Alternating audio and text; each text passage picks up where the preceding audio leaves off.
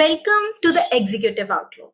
Today, we are joined by Kelle O'Neill, the founder and CEO of the First San Francisco Partners. Kelle is a recognized leader in data governance, master data management, and AI governance, with years of experience helping organizations navigate challenges, scale operational excellence, and achieve the true value of their data. She is passionate about fostering a data driven culture. Welcome, Kelle. Thank you so much, Isha. So happy to be here. So, what inspired you to start the company? So I think it's a little bit of a typical entrepreneur's story where you get inspired out of frustration and, seeing a gap in the market that nobody is filling, and it's a big need. So I was working for a master data management software company called Cyperion that was acquired by Informatica and is now intended to be acquired by Salesforce. This was, of course, 18 years ago, right? And I was on the sales and business development side. There was a gap in the market where we were selling primarily to a technology audience, and it wasn't always clear to the company that we were selling to what the true business value was of the master data management tool. So we were doing a ton of education around how the productivity improvement and the efficiency improvement, and how, in fact, the ability to match and understand your data actually improves your business, in the sense that when we think about the financial meltdown of 2007 and 2008, fundamentally it was a data problem.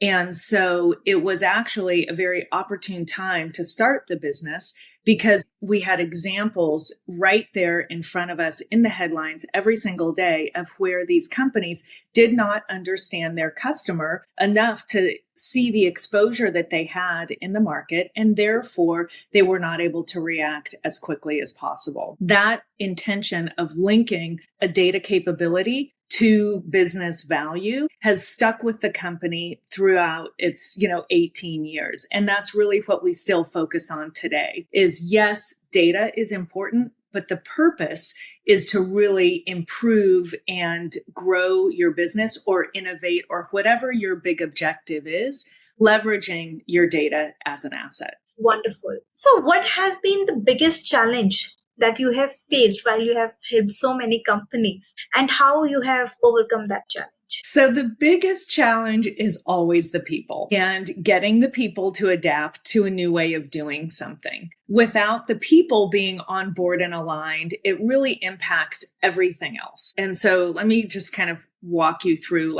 how that impact occurs. So the best implementations of technology reflect the processes of the organization. The goals of an organization may be explicitly stated or implicitly stated or demonstrated by behavior. And it's important to understand the why. So why are we doing this? Why are we implementing this new technology? Why are we doing this new thing? Why are we changing the process? Purchasing a tool, the first thing you want to do is you want to understand what is the business process that we are trying to automate through this tool. Well, the people need to be on board to be able to envision that new process. If the people aren't on board, they might not even be able to think about the process. And so then if they can't think about the process and they can't innovate around the process, they can't apply the data to the process. And then they also can't understand what data is needed for the process and therefore for the technology. So no matter how you look at it, if the people are not on board, then you can't truly implement any new capability, let alone something as complicated as a new data capability into an organization. And so what we do in terms of getting people on board is we really listen to, first of all, what stands in the way.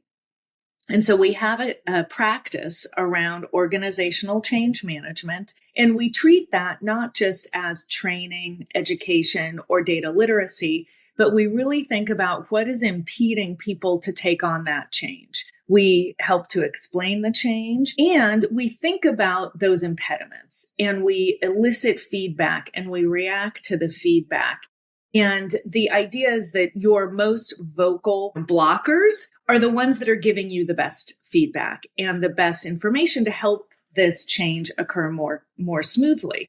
So we really think about it very holistically. And that idea of organizational change management is infused in all of the practices that we have as a company. So because we realize that when we come in as consultants, we are making change. And we want to make it as fast and easy as possible for people to take on that change and to understand how it's going to propel their business forward by making that change and potentially give them a promotion also, right? They need to have a personal win out of it. So we try and understand what is that and help them achieve it. Roughly how much time does it take to change the organization and a mindset? That idea of planting a field of flowers is always one at a time. It can take a really long time. And it is, some people jump on board immediately. Some people love change. And so those are the people that you want to really use as your advocates and your evangelists and help them to expand their network. So we really think about, we can influence certain people in the company, and then we need to teach them to influence other people. One of the things that really helps is when you have leaders in the company.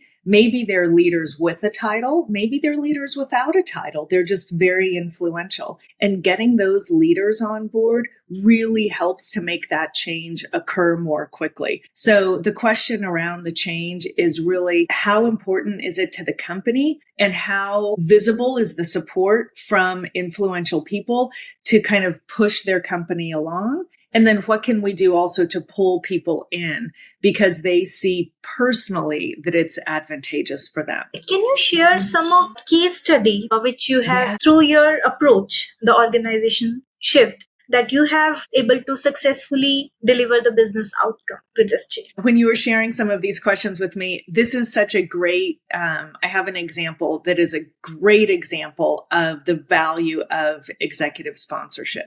So this is a client that we're working with right now. And when we first started working with them, maybe a year and a half ago, we were brought in to help them stand up data governance. They are a global organization, highly complicated in a very controlled industry. Lots of data, lots and lots of data. Data governance organization was rolling up to the chief technology officer. At that time, she was not very supportive of governance and the breadth of impact that it could have. So she was directing her team to be very narrow in the way that they thought about data governance. And then as a consulting organization, we were being directed to be very narrow. And we would try and say, hey, there's this value over here. There's this value over here. Maybe think about it differently. And we were just, continually pushed back into a narrow definition of governance, which is fine. I mean, you have to respond to what your client wants. But we could see how limiting this was. And one of the limitations that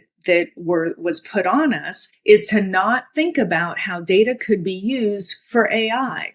Well, you could imagine in this new world how limiting that is. And if you're not considering the AI use case for data, you are really missing a huge opportunity. Well, organizational change also happens in other ways, and she ultimately left the company. Once she did leave the company and her team was able to really share the story and the value story. We had also some new management come in that was more visionary around data's impact to the organization. And that switch flipped so quickly. It was amazing. And the governance group that we were working with was given more freedom. They were allowed to hire some additional people. And then by getting their tentacles out into the organization where people actually created and used the data, they were able to have impact. And then that impact, again, it's like planting the field of flowers. Those stories of impact would encourage other people to come on board, adopt the standards, revise the way that they're creating reports, think about their data structures and their data models. And so they've created this momentum that is infusing into their commercial organization, infusing into their operations organization. And now they are really able to deliver the impact that was originally identified in the first place. So executive sponsorship and leadership sponsorship is so important. Thank you so much for sharing such a powerful case study. What are the most common mistake do you see that leaders make when it comes to data strategy and how we can avoid them? So that case study is an example of some of the limitations. So what I would say is one of the big limitations when thinking about data strategy is not thinking holistically and not thinking about data as that enterprise asset that permeates all departments, all programs, all strategic initiatives, and therefore how data can contribute to those programs and strategic initiatives. For example, very few companies include a data lens in their just standard project or PMO execution process. And so they build these new capabilities or these new platforms or these new tools without thinking about the data that they need. What ends up happening in that instance is that they recognize towards the end of the build process that the data doesn't meet their needs. And so if you pull forward the data consideration, that is something that really can make a project or the build out of a program much smoother. Imagine if organizations included the data lens in, for example, merger and acquisition processes. So when they're identifying an acquisition target, what if they think about either the quality of that data, their data capabilities, or even the actual data that they have, so that they're looking at, is this organization, do they have the customers that we are targeting, or maybe they're a different market? That's data. So you can see, are customer data stores overlapping or not? So I think this view of not thinking holistically is one of the big ones. More practically, people think about data as valuable only in analytics and AI. So that's also kind of an example of not thinking holistically, but it's one that we see all the time because there is value in the way that data is created and used in operational processes as well. So I'm not saying that analytics and AI is not important at all. I'm saying that the operational use case is also valuable, and you can really see efficiency gains, which means, expenses, cost reduction, and that sort of thing. So it really can impact the bottom line when you think about operational, in addition to analytic and AI use cases. All right. That's something interesting. So operational reduction, the cost of existing operations. So that can be one of the initiatives, right? So this is what you want to convey. If we don't want to go all together into data and AI area, collecting a lot of things, but we can start with the operational ones because we are already doing how we can reduce the cost. I would bet on the fact that that improvement of the data, the processes, the way they use the data will help your analytics and AI process. So that's one of the things about data is it kind of flows like water around the organization. And where you improve it in one area, it tends to help in another area. And so you can start that value engine in operational processes in a very compelling way. So what do you think, in the next few years, to be on the top of AI and data governance and strategy, what should we do? What steps should we take care of to ensure that we are on the track and we are not losing it? Yeah, for sure. Think holistically about what you want from your data. Consider the organizational change impact of any decision that you make. And the other thing, and then kind of tactically speaking, I would say do a data readiness assessment. And think about what do you know about your data now that will either impede you from making progress or will help you to make progress. And in a data readiness assessment, you should think about it as, the data itself, the information that you have about your data, how much do you really know and understand your data?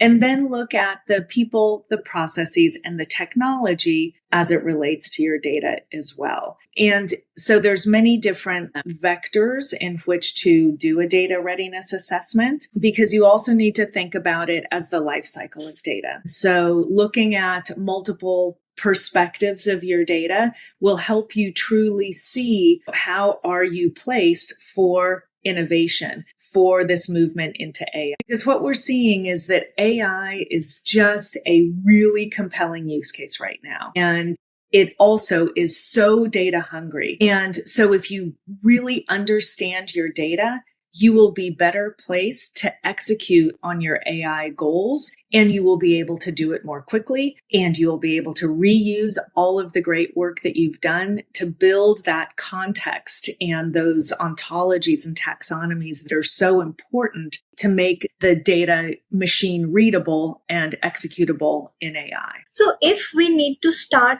from today, we don't know what we want to do in AI, right? Yes. So what should we start with as an organization? So I would just say, try and identify an organizational challenge or some business challenge that is being either caused or there's a big contribution by data. You can pretend AI didn't exist. Are your reports taking too long? Are they inconsistent? So, the kind of classic story of the CEO pulls in his or her direct reports, and they come to the table and they have all of their readouts of what their departments are doing. And sure enough, each department has different data that should be the same. Marketing says we have 100,000 customers. Sales says we have, 75,000 customers, right? That sort of thing. Where is there pain in the organization you can solve by improving your data understanding, your data quality, your data transparency, and then start executing on that as an initial use case. As you're executing on improvements, be thinking about the future. So we think about this as thinking strategically, but acting tactically. And by having your eye to the future, then you will make improvements tactically that will place you so that you can expand into the future and you're not limiting yourself with those choices. So I would say just look for a business problem to solve, and that will also help you find a sponsor. So if you say, I'm going to go into the sales organization because they have so many duplicate customer records that their sales reps aren't efficiently booking orders, or, it's hard to get orders sent out because the addresses aren't clear. There's usually so many places where you can find data problems, and that will just help you get started. All right. So that is and those initiatives align perfectly with the organization as well, because those are the problems and you will get the approvals quickly, and you will be working on the actual problem instead of something illusionary. 100%. Yes, I agree completely. Okay, so last question I want to ask, that what do you think is the biggest misconception that leaders have about the data governance? The biggest misconception is that governance is a control function. And it's so much more than a control function.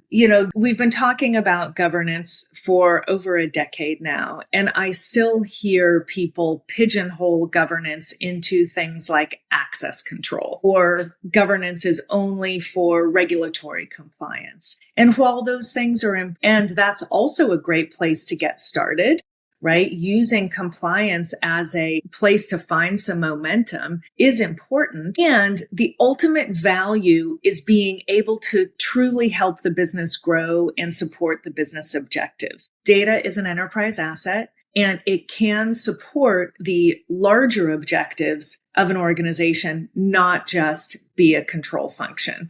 And that's, I think, the biggest misconception. And so that's a message that as an industry we've been working on. I mean, I know that y'all do the same thing, right? That you're trying to get people to think more broadly about data. So that would be the one thing I would really encourage people to think beyond the control function. Amazing. Thank you so much for sharing. And thank you so much for all the insights on data governance, AI. Your thoughts are really creating the data-driven culture. Thank you so much, and be the part of the executive org. Well, thank you so much for having me. I really appreciate it. Thank you so much. Thank you.